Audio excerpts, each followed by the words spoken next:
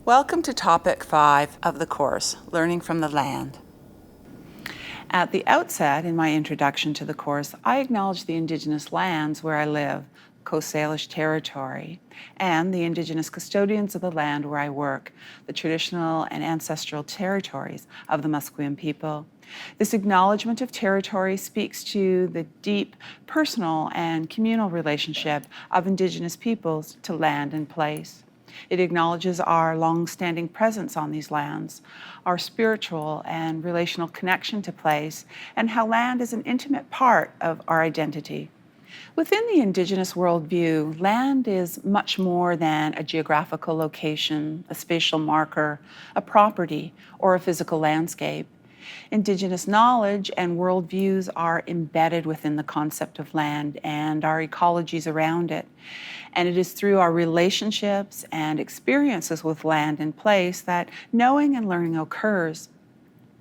The Aboriginal learning models viewed in Topic 3 provided demonstrations of how land is a source of knowledge in the visual representations of the Inuit, First Nations, and Métis models of education.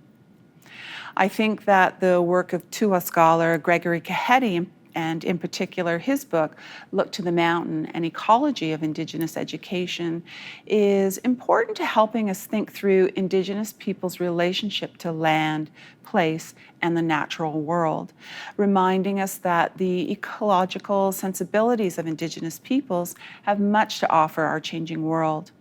For Gregory Cahetti and many other Indigenous scholars, land and place are the foundations, expressions, and context of Indigenous education. His book, like many of his other works, promotes educational approaches based on Indigenous peoples' accumulated wisdom and experience of place and their connections to the natural world, which does include animal and the plant world. This art of ecological relationship, as he describes it, is necessary to restructuring modern education. We must, he tells us, revitalize Indigenous values, orientations, expressions, and perspectives to the environment, and we must do so for the benefit of everyone. This is a time, after all, when environmental issues threaten the very future of life on this planet. As we understand Indigenous people's relationship to land, we must also acknowledge the intimate connection of land and identity, especially given what this might mean to Indigenous learners. This connection is expressed in sentiments that the land does not belong to us, rather we belong to the land, or as I've heard it said in Australia, the land grows us up.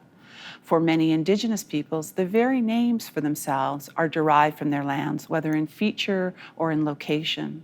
So in British Columbia, for example, the Musqueam are the people of the rivergrass. For the Stolo, they are people of the river.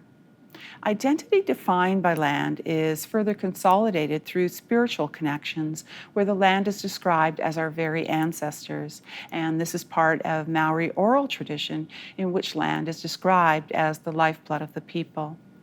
Land and place are inextricably linked within this relationship that we're talking about. Place is much less tangible than land. Place suggests history, story, memory, ceremony, spirituality, and even artifacts can be associated with place. Relationship to place is expressed in stories, Indigenous languages, and how we care for and honor place.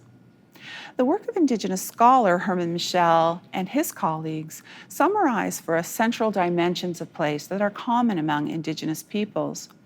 These dimensions are drawn from the writings of Gregory Cahetti, Keith Basso, Vine Deloria, and Daniel Wildcat, Marie Baptiste, and certainly others who write on pedagogy and ways of knowing that relate to land and place. Place is described as being multidimensional, and this brings us back to the idea that place is not just physical, but encompasses the spiritual and the emotional sensibilities that people bring to or derive from place. It is permeated with meaning at a deeper level than just its physical location or features of place. Second, meaning is made through experiences with and in place. And third, Indigenous peoples are inseparable from the land they inhabit, and therefore place emphasizes the local. These dimensions may not be fully understood or appreciated by educators who may draw from dominant ways of knowing that see humans as separate from the land and where there is a focus on the physical and absence of the sacred. Or the land is something to be controlled and mastered.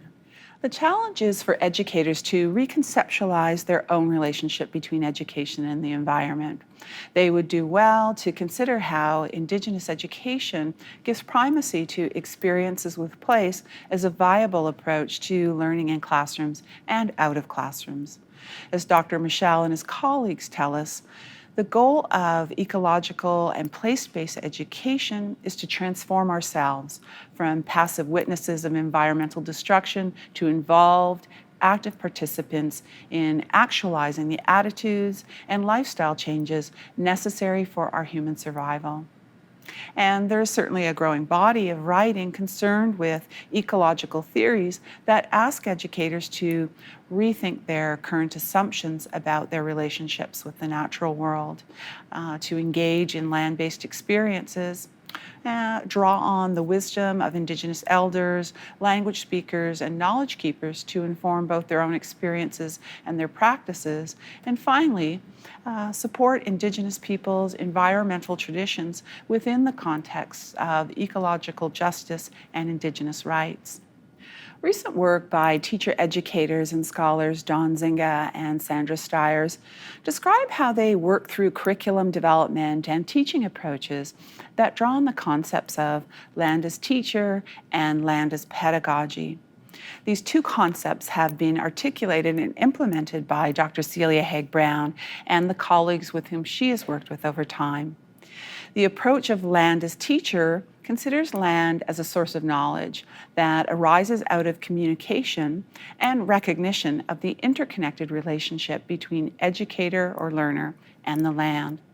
The second concept, land as pedagogy, focuses on the ways land informs educative practices and is embodied and enacted through content and instruction. What is important to appreciate is the way Don Zinga and Sandra Stiers grapple with these concepts, revealing the tensions, challenges, and contradictions of their application to teaching and learning. Now, there are certainly lessons to be learned here for educators. They share a set of strategies that emerge from working through these concepts. But more importantly, they describe the personal and professional transformations that occur through their engagement with these land-related concepts. The transformations were necessary to changing what they were doing in their classrooms, or, in this context, what they needed to be doing outside of their classrooms. Relationship to land is certainly part of reconciliation processes, especially as learning about and from place helps educators and learners reframe their understandings of settler-colonial relations to better understand Indigenous presence. I turn to the work of Indigenous Cree scholar Duane Donald's explanation of Indigenous métissage, which he describes as a practice that aims to treat texts and lives as relational and braided. You will find a link to his paper on this practice in the additional resources section. He tells us that we need to apply the practice of Indigenous métissage to the curriculum and pedagogies of schools so that there's a clear recognition of the colonial experience that demonstrates Aboriginal and Canadians, as this is the context which he is writing from, that they have deeply historical relationships that play out in the present day, much like Indigenous and non-Indigenous peoples in English-speaking settler societies. Because métissage is about place in Canada, and place and land are expressed through language and stories, these stories, or place stories as he calls them, can trouble historical myths and prompt us to question our understandings of places that we live, have settled, and now call our home.